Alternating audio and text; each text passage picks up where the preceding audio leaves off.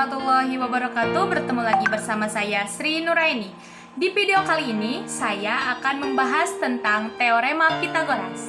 Nah, sebelumnya video ini merupakan video tugas dari mata kuliah teori bilangan dengan dosen pengampu Bapak Dedi Nurjamil.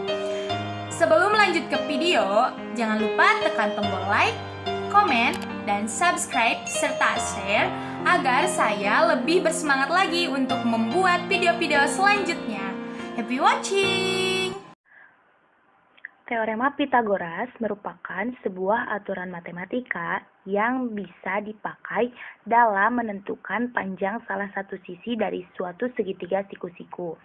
Yang perlu kita ingat, teorema Pythagoras ini hanya berlaku untuk segitiga siku-siku saja. Mohon maaf ya. Hanya berlaku untuk segitiga siku-siku. Kak, kalau ada yang nanya, apakah bisa segitiga sama kaki? Tidak bisa. Itu sudah aturannya, harus segitiga siku-siku. Nah, sifat dari teorema Pythagoras terdapat dua sifat. Di antaranya yaitu hanya untuk segitiga siku-siku saja. Nah, dan minimal dua sisi dapat diketahui terlebih dahulu. Nah, misalkan ini ada sisi A, sisi B, sama sisi C. Nah, minimal tuh kayak A sama C diketahui dulu, atau C sama B diketahui dulu, atau B sama A diketahui dulu. Nah, nanti yang satunya lagi dicari. Nah, untuk karakteristik suatu segitiga, apabila kuadrat sisi miring sama dengan jumlah kuadrat sisi yang lain, maka segitiga tersebut merupakan segitiga siku-siku. Nah, misalkan ini A, ini B, ini C. Nah, misalkan C kuadrat harus sama dengan A kuadrat ditambah B kuadrat. Nah, ini itu termasuknya ke dalam segitiga siku-siku. Nah, apabila kuadrat sisi miring kurang dari jumlah sisi yang lain, maka segitiga tersebut merupakan segitiga lancip. Nah, jika si C-nya itu kurang dari jumlah A ditambah B, nanti hasilnya akan menjadi segitiga lancip. Dan apabila kuadrat sisi miring lebih besar dari jumlah kuadrat sisi yang lain, maka segitiga tersebut merupakan segitiga tumpul. Kita harus mengetahui rumus dasar dari teorema Pythagoras. Kita buatkan dulu segitiga siku-sikunya.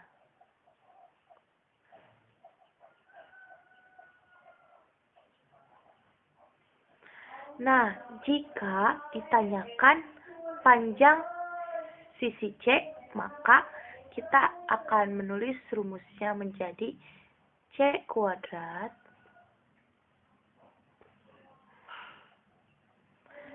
sama dengan A kuadrat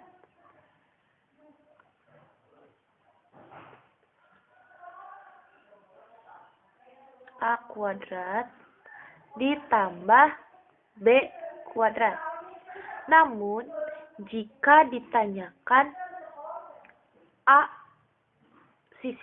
panjang sisi A, maka A kuadrat sama dengan C kuadrat sisi miring dikurangi B kuadrat.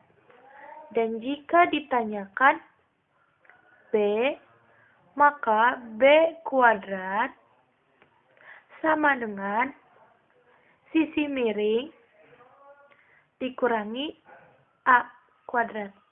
Nah, ini rumus dasar dari teorema Pythagoras yang perlu kita ingat ya. Selanjutnya kita ke contoh soal. Contoh soal pertama, sebuah kapal berlayar sejauh 100 km ke arah barat.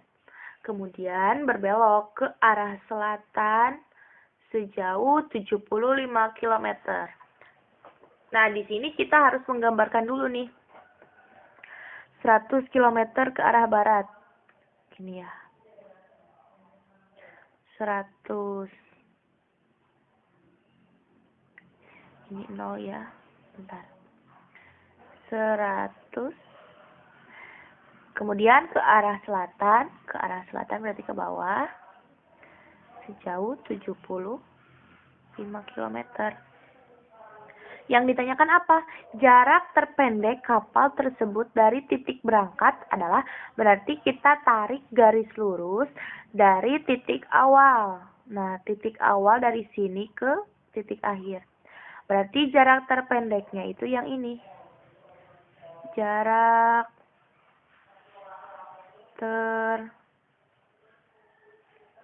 terpendek. Nah, berarti gimana nih cara menghitungnya? Kita kembali lagi. Ini tuh sama dengan sisi miring. Berarti rumus C yang ini ya. Kita pakai rumus yang ini. Maka kita tulis ini C, ini A, ini B. Berarti C kuadrat sama dengan A kuadrat ditambah B kuadrat sama dengan A-nya berapa?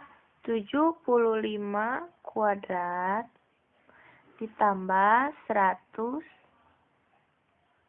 kuadrat. Nah, berapa? 75 kuadrat nilainya berapa? 5.625. Kita tulis 5.625 ditambah 100 dikuadratkan hasilnya 10.000. Maka berapa jumlahnya? 15.625. Nah, ini untuk nilai C kuadratnya. Berarti nilai C sama dengan akar 15.625. Nah, maka C akan sama dengan 125 ya. Akar dari 15.625 itu 125. Maka jarak terpendeknya adalah 125.